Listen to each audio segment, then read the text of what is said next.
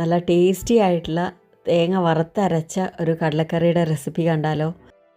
തലേന്ന് രാത്രി തന്നെ നല്ല ചുടുവെള്ളത്തിൽ കുതിർക്കാനായിട്ട് വെച്ചു ഈ കടല.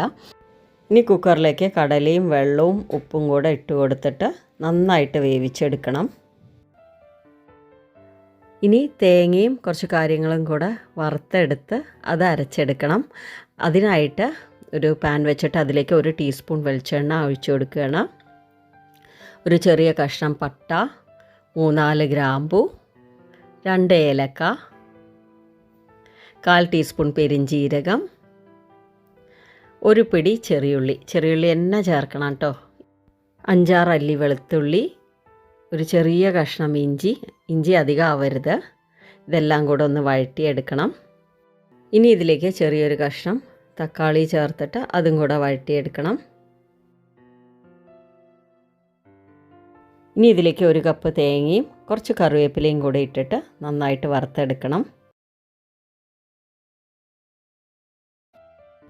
ഇനി ഇതിലേക്ക് 1/2 ടീസ്പൂൺ മഞ്ഞൾപ്പൊടി, 1 ടീസ്പൂൺ കുരുമുളക്, 1 ടീസ്പൂൺ മുളക് പൊടി, 1 ടേബിൾ സ്പൂൺ മല്ലിപ്പൊടി, 1 ടീസ്പൂൺ ഗരം മസാലപ്പൊടി, ഇതെല്ലാം കൂടെ ഇട്ടിട്ട് ഒന്ന് പച്ചവാസന പോണ വരെ ഒന്ന് വറുത്തെടുക്കണം. ഇനി ഇത് നന്നായിട്ട് ആറിയ ശേഷം മിക്സിയുടെ ജാറിലിട്ടിട്ട് നന്നായിട്ടൊന്ന് അരച്ചെടുക്കാം. ഇനി ഈ അരപ്പ് മാറ്റി വയ്ക്കാം.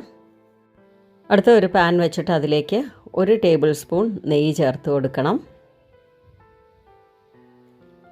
അതിനുശേഷം 1 ടീസ്പൂൺ കടുക്,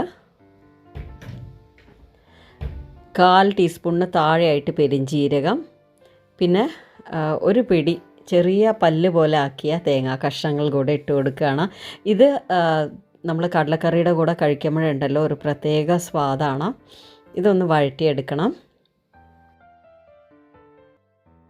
അതിനുശേഷം ഒരു വലിയ സവാള നീളത്തിൽ മുറിച്ചത് ഇട്ട് കൊടുക്കുകയാണ്. കൂടെ കുറച്ച് കറിവേപ്പിലയും 2 പച്ചമുളകും കൂടെ ഇടുന്നുണ്ട്. ഇതും ഒന്ന് വഴറ്റിയെടുക്കണം.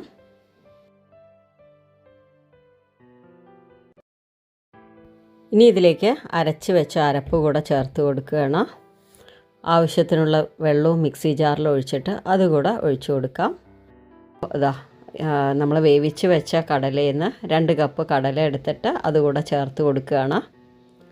ഇനി ഇതൊന്ന് കുറുകാനായിട്ട് വെക്കണം. ഇതൊന്ന് ആറിക്കഴിഞ്ഞാൽ ഒന്നുകൂടെ തിക്കാവും. പാത്രഭാഗം വന്നു കഴിഞ്ഞാൽ കറക്റ്റായിരിക്കും കേട്ടോ ഇതിൻ്റെ ഒരു കൺസിസ്റ്റൻസി. അപ്പോൾ അത് ഏറ്റവും അവസാനമായിട്ട് കുറച്ച് മല്ലിയില കൂടെ ഇട്ട് കൊടുക്കുകയാണ്.